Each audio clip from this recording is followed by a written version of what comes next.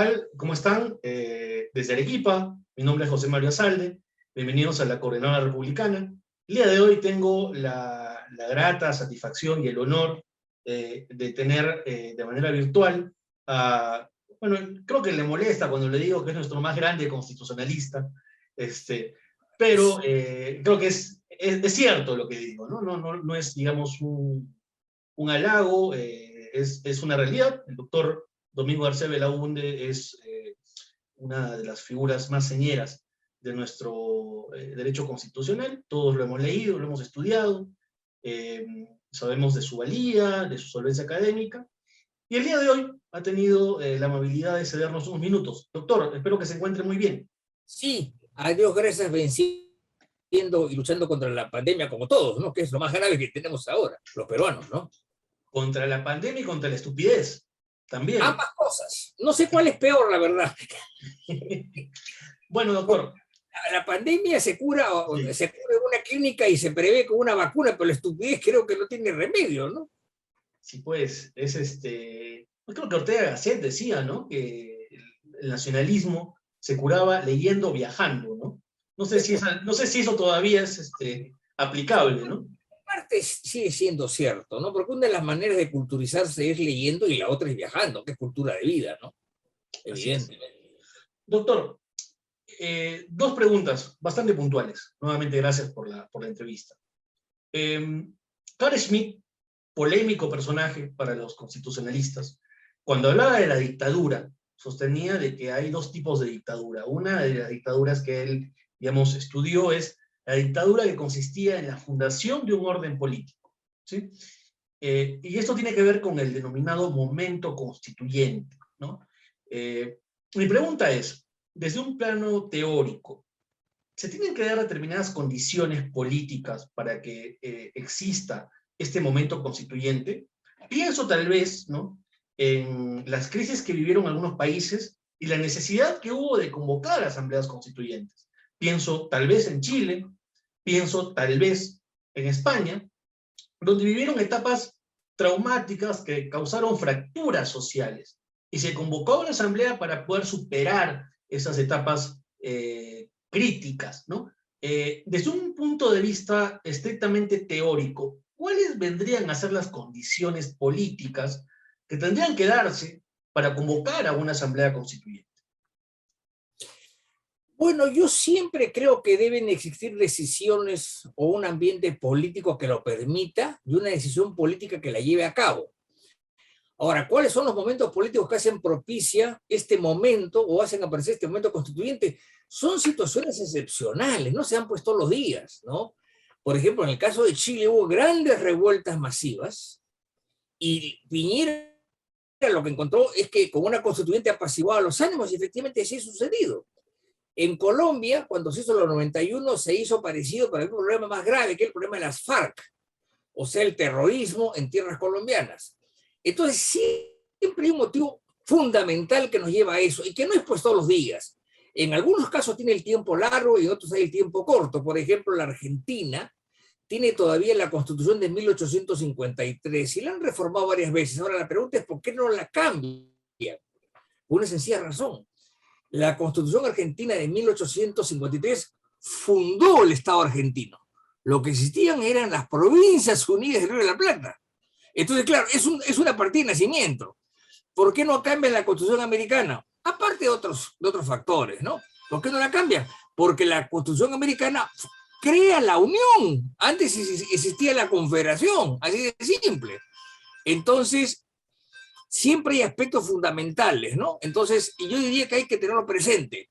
Hay que tenerlo presente. Y más bien, yo creo que en este momento, por ejemplo, no sea ese momento constituyente. A veces es inclusive provocado. Por ejemplo, cuando los militares se van del poder el año 7-8, quieren irse bien, quieren irse de la mano con la civilidad, quieren irse dejando ciertas cosas permanentes. ¿Y qué hacen? Convocan a los partidos para hacer una constituyente y aceptaron.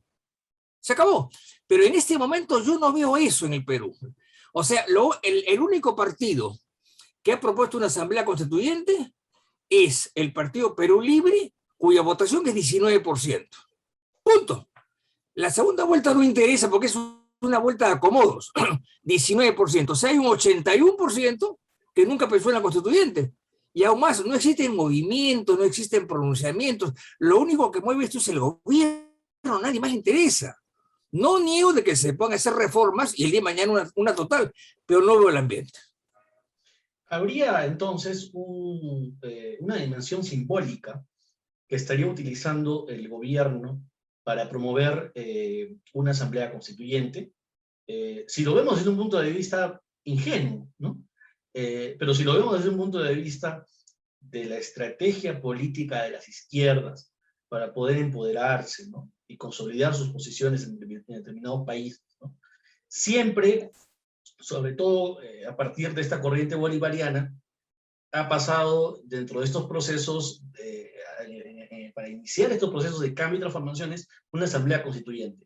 Ya pasó en Bolivia, ya pasó en Ecuador, bajo su perspectiva, y ya aterrizando un poco de la doctrina a la realidad y a la realidad latinoamericana, luego vamos a hablar de Perú, usted considera que dentro del proceso revolucionario, ¿no?, de las izquierdas en América Latina, la convocatoria a una asamblea constituyente se enmarca en esa finalidad de empoderar, digamos, crear una constitución a la medida, con reelecciones indefinidas, otorgándole un poder enorme al Estado, en la economía, en los medios de comunicación, en la vida social en general, ¿no? ¿Usted cree que estamos viviendo, digamos,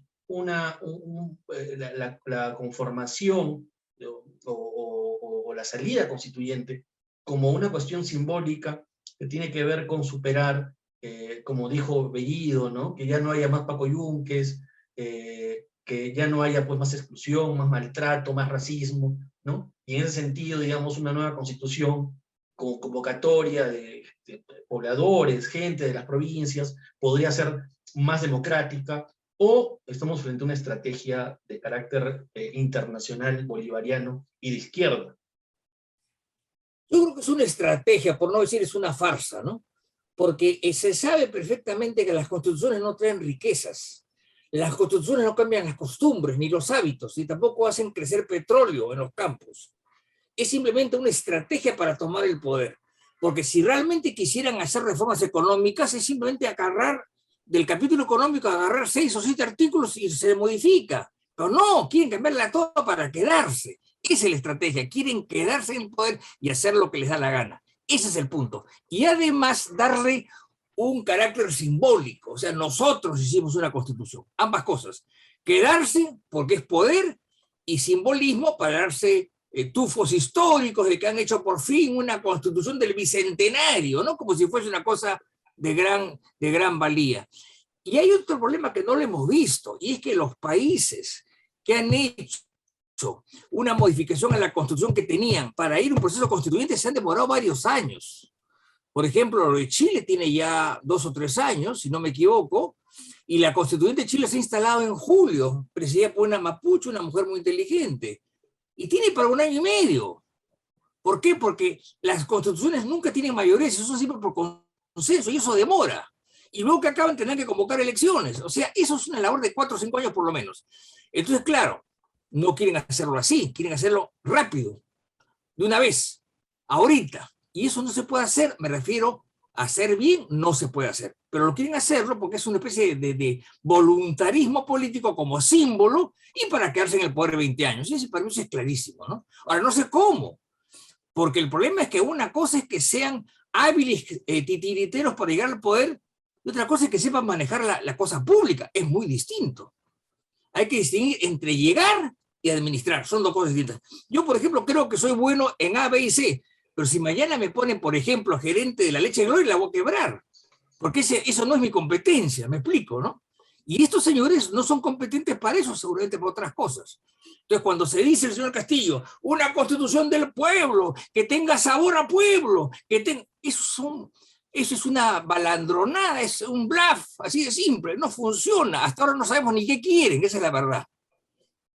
Pero a la gran mayoría de la población que no tiene formación ciudadana y no tiene tampoco formación jurídica, estos discursos calan, ¿no? Calan, y en ese sentido sabemos claramente que lo que Castillo está haciendo es dar un discurso a la tribuna y a lo que se denominan las grandes mayorías, ¿no? No está dando un discurso pues, a minorías ilustradas en las que usted, yo no sé, tal vez podríamos estar, digamos, siendo parte, ¿no? Que hacemos una lectura de la situación política, histórica, se mide el momento, ¿no? Estamos en una pandemia, este es el momento adecuado para poder hacer ese tipo de reformas. Nadie dice eso, ¿no? Estamos viviendo una situación ambigua con respecto a la economía. Estamos viviendo ahorita una situación económica complicada. Ojo, pero estamos viviendo también, por otro lado, un enorme crecimiento del precio de los commodities, del cobre. Entonces, hay que hacer una lectura adecuada del momento, lo que llaman el timing, ¿no? Hay que medir el timing para ver si es adecuado o no convocar a una asamblea. Y al parecer no lo sería. El momento histórico no sería el más adecuado. Más allá de si, como usted sostenía, si es que esto es parte de una consigna política de las izquierdas latinoamericanas o es un gesto. Bueno, es que yo vería otro aspecto más, y eso no se sabe todavía, pero yo lo intuyo. El hombre común y corriente, que lamentablemente no sabe lo que es la Constitución porque en el colegio no se le enseñaron, a mí me la enseñaron en el colegio hace 1000 años cuando fui alumno, pero hoy día nadie le enseña la Constitución, ese es el problema. Pero aún así, yo que ando en taxi y que converso con la gente no tiene idea de lo que es una Constitución, pero ellos lo que les interesan es el pan de cada día, la salud, el bidón, el oxígeno. Eso les interesa mucho más. ¿Por qué se disparan los precios? ¿Por qué sube el dólar? Eso les angustia porque les toca. Así de simple. En los últimos 30 años, desde la Constitución de Fujimori, hemos vivido una mejora relativa. No alcanzó a todos, pero hubo una mejora relativa y la gente no se preocupaba de eso. Ahora que no hay nada o que hay muy poco, ¿se van a preocupar? Yo dudo mucho, ¿eh? Yo creo que es un discurso oficial que no tiene eco abajo realmente. Esa es mi impresión personal. Doctor, en cuanto a la posibilidad de hacer reformas parciales, ¿qué es lo que usted considera es lo peor de esta Constitución del 93? ¿Qué cosa amerita un cambio? ¿Tal vez el régimen político? Bueno, yo no soy partidario de cambiar un régimen político porque nuestro régimen político es histórico, o sea, es una formación histórica. Y la verdad que si nos cambiamos de régimen político nos vamos al hoyo porque el modelo ha creado conductas. Yo lo que creo es que hay muchas cosas pequeñas que digamos que acotar en la Constitución decididamente, pero la más importante es volver al Senado y ampliar diputados, ¿no? O sea, tener dos cámaras. Pero eso no sería un cambio de régimen político en el No, sentido no es un de cambio que de régimen, estaríamos no, pasando de un no, presidencialismo a un parlamentarismo. no, en absoluto no. En el parlamentarismo, lo que vale es el Parlamento. Los ministros salen del Parlamento e inclusive hasta los presidentes salen del Parlamento. No, no, eso no. El Parlamento es un sistema que no funciona en el Perú, que nunca ha funcionado. Cuando hubo un gran teólogo, politólogo español, Juan Lins, que escribió mucho sobre el parlamentarismo en América Latina y su recomendación no pegó. Yo estuve con Juan Lins en un evento en Toledo en los años 90 más o menos, y era un hombre mayor, pero muy interesante, y le expliqué lo que era el Perú y no le entendió, así de simple. ¿Por qué? Porque era un presidencialismo con una serie de matices parlamentarios. No le entendió. Él no había estudiado el Perú, había estudiado otros países, ¿no? Y tenía un equipo que había estudiado. Pero eso no funciona, esa idea de parlamentarizar no funciona, es anacrónica. Es un presidencialismo atenuado, ¿no? Como suele Tú la llamarse. llamada atenuado, frenado, parlamentarizado, llamémoslo como querramos, pero no es un presidencialismo clásico como Estados Unidos, en la cual no hay control parlamentario y no hay Consejo de Ministros. Sí, y creo que un aspecto importante es el rol que tiene el presidente del Consejo de Ministros, ¿no? Así es. Depende mucho lo que el presidente quiera darle, digamos, en cuanto a atribuciones, ¿no? Así Por es. ejemplo, en el caso del señor Toledo, él tuvo primeros ministros muy poderosos, porque él entregó, digamos, la posibilidad de que el primer ministro gobernara, mientras él estaba en Punta Sal, ¿no? Como todos sabemos, ¿no? Pero es, digamos, el sistema permite eso. Igual en el caso del señor García, cuando Alan García convoca llegó de Simons, prácticamente le está entregando, y eso es hay que reconocerle a García, gran habilidad política, Sí, hizo prácticamente lo que ocurría en Francia en su momento, cuando Mitterrand llama a Chirac, ¿no? sí, O cuando luego Chirac llama a Jospin, ¿no? Llaman al líder de la oposición, en este caso Simons no era el líder de la oposición, pero era una figura, digamos, sí. dentro de la oposición, y llama para que gobierne cuando ve que hay una situación, digamos, de arrinconamiento del gobierno, una suerte de pérdida de legitimidad. Entonces, uno convoca a la oposición y dice, bueno, gobiernen ustedes, se les entrega el gobierno y veamos qué pasa, ¿no? Eso está dentro de las facultades que tiene el presidente, No ¿no? solamente eso, está en la actual situación y está en la anterior situación. En el gobierno de Prado, segundo gobierno 56 a 62, Prado tuvo grandes primeros ministros que manejaban todo y él supervisaba y se dedicaba a hacer otras cosas. ¿Por qué? Porque yo era Como Pedro presidente. Beltrán, por ejemplo, me parece, ¿no? Claro, uno de ellos fue Pedro Beltrán, que estuvo 2 años y cambió la economía, así de simple, ¿no? Pedro Beltrán Entonces, espantoso, uno de los primeros liberales en el sí, Perú. sí, sí, sí, sí, sí, era muy bueno. Diario de la Prensa, que ya es un diario que no existe, pero que era muy bueno. Y, o sea, nuestro régimen tiene la ventaja de que permite que el presidente maneje todo o que el presidente delegue. Eso es una maravilla, en mi opinión, ¿no? Y esto, para ir terminando, doctor, gracias por su tiempo, ¿cómo podría contrapesarse con la presencia de un Senado? Es decir, esta libertad o discrecionalidad de la que ya goza el presidente y que permite ser una válvula de escape en determinados momentos, ¿no? ¿Cómo podría complementarse para fortalecer el régimen político con la presencia de un Senado? Bueno, es que tiene que ser un Senado distinto, o sea, tiene que ser un Senado que no es territorial, sino que es nacional. Uno, es un Senado con gente de mayor edad, cincuentones. Tercero, tiene facultades muy pequeñas. Cuartas, no es de control político, no censura, no interpela, no puede ser disuelto. Es un consejo de ancianos en el mejor sentido de la palabra, ¿no? Como era en la antigüedad, digamos, el Senado romano y luego en Grecia, los ancianos eran muy importantes. Si uno lee los poemas homéricos, ahí se cuenta que los consejos de ancianos eran muy importantes porque era la gente de experiencia que aconsejaba y otros tomaban las decisiones. Entonces, eso es en el Senado lo que se llama el parlamentarismo asimétrico, o sea, desigual. No son iguales. La pelea está en diputados y en Senado está la reflexión y ciertos temas. Nada más. Me parece que Aya de la Torre y también Valle Riestra en su momento proponían la conformación de un Senado funcional, ¿no? ¿Usted qué opina al respecto? Que sería como una suerte de Senado con carácter corporativista, ¿no? Sí. Bueno, le voy a contar. La idea del Senado funcional fue idea de Víctor Andrés Belaúnde del año 31. En paralelo y parecido, me imagino que bebiendo fuentes y similares, Aya de la Torre planteó el Congreso Económico Nacional, ¿no? Ahora, la desventaja con el Congreso Económico Nacional es que nunca se implementó y cuando se aprobó en la constituyente del año 79 hubo una feroz oposición por parte del Partido Popular Cristiano y se eliminó. Bueno, es una opción. Y el Senado Funcional de Belaúnde existió hasta el año 45, pero sin implementarse. Y el año 45, luego de la experiencia corporativa de Italia, se olvidaron de él. ¿Y por qué? Porque la corporación, el Senado corporativo, nace digamos, de la vieja, del mundo medieval y es abolido por la Revolución Francesa, pero Marx lo rescata, ¿no es cierto? Y la iglesia lo sigue, pues es una idea medieval, y todo está muy bien, pero cuando Mussolini usa las corporaciones para manejar el Estado dictatorialmente, ahí la iglesia se distancia de ellos y todo el mundo se quita. Claro, O sea, viene del eso orden, fracasó. viene un reflejo del orden estamental, en realidad, ¿no? Correcto, sí, sí, correcto, Y, correcto, sí, y que evidentemente se degeneró con el fascismo italiano, correcto, sí, correcto. pero que, por ejemplo, Franco me parece que también Sí, tuvo un sí. Senado, me parece que Salazar en Portugal también lo tuvo, y creo que Inglaterra todavía, en la Cámara de los Lores, el rey mantiene la atribución de poder designar a algunos miembros de la Cámara, me parece, ¿no? Entiendo que sí, pero el problema es que la Cámara de Lores son más de 1000 personas. Además, hay lores espirituales, lores temporales, nombramientos por el rey, etcétera, o la reina.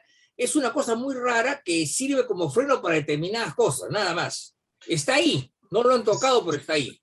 Los Por nada más de expresidentes, los expresidentes como senadores vitalicios, expresidentes del Tribunal Constitucional como senadores vitalicios, ¿podría ser también una solución?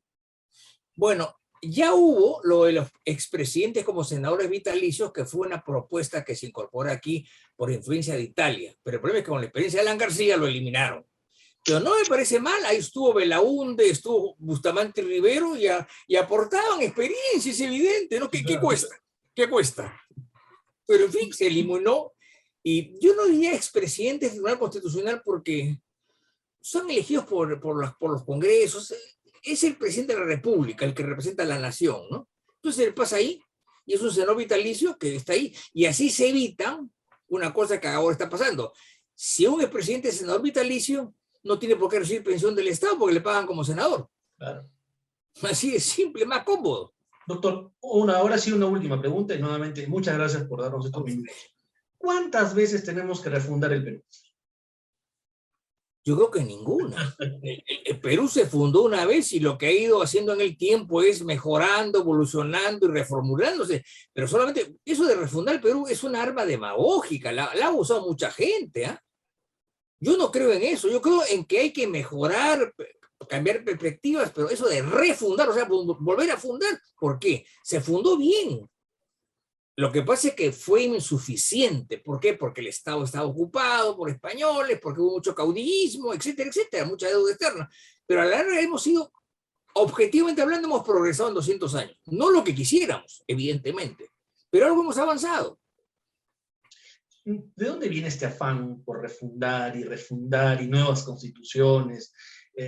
Digamos, parece que somos de la idea, seguramente de raíz ilustrada, de que todo puede ser borrado y empezado desde el inicio, ¿no? Cuando sí. hay fuerzas históricas, culturales, que permanecen, ¿no? Arraigadas, ¿no? O sea, no podemos crear ex nihilo, ¿no? De la nada, ¿no? La realidad, ¿no? Hay cosas que se cambian, otras que se mejoran, otras que se eliminan, pero refundar, eso es una demagogia de segundo orden, ¿no? Honestamente, en vez de inconcebible eso, yo ni le doy importancia. El país existe. Lo que pasa es que es imperfecto, hay que mejorarlo, pero refundar es votar todo y hacer de nuevo. Eso es, no estoy de acuerdo con eso, es una frase de impacto político, ¿no? Lo único bueno de la situación, doctor, para terminar y para despedirme, es que hemos dejado a un lado en el debate público a los politólogos, que siempre salen con sus misma cháchara del problema de las instituciones y demás. Hemos también dejado a un lado a los penalistas, ¿no? Porque la política se ha vuelto últimamente pues un debate de penalistas, ¿no? Por los temas de corrupción, claro. Y ha habido un retorno al debate constitucional, y de alguna manera, digamos, figuras como usted y entre otros colegas y admirados maestros, aportan en la discusión. Yo creo que es necesario que se mantenga esta discusión con respecto a los temas constitucionales, y eso al menos es importante, creo yo, dentro de todo lo malo. Bueno, yo diría que sea una colaboración plural, ¿no? Y que la gente cuando hable de cosas constitucionales se entere que es muy fácil. Si yo quiero saber un punto determinado, me voy al Google y lo leo y consulto, tengo una enciclopedia. Nadie quiere eruditos en materia constitucional, sino conocedores y gente prudente, nada más. Así de simple. Bien, doctor, le agradezco muchísimo. A usted también. Me ha dado la oportunidad de conversar. Espero que se encuentre muy bien. Y adiós, bueno, gracias. Imagino que volveremos a conversar más adelante. Sí, viendo la situación, el timing. Sí, claro. A ver qué cosas ocurren dentro de la coyuntura política. Doctor, entonces su posición es no asamblea constituyente. No es el momento. No. Y si quieren que nombren una comisión extraparlamentaria de gente de fuera que vaya preparando un proyecto de reformas, a ver qué pasa en 2 o 3 años. Pero solo ahora, en medio de la pandemia, la crisis fiscal, la angurria económica, ¿quién se va a preocupar de eso, por favor? No tiene sentido. Bien, le agradezco mucho, doctor, le mando un fuerte abrazo desde Arequipa. Igualmente, felicidades también, muchas gracias.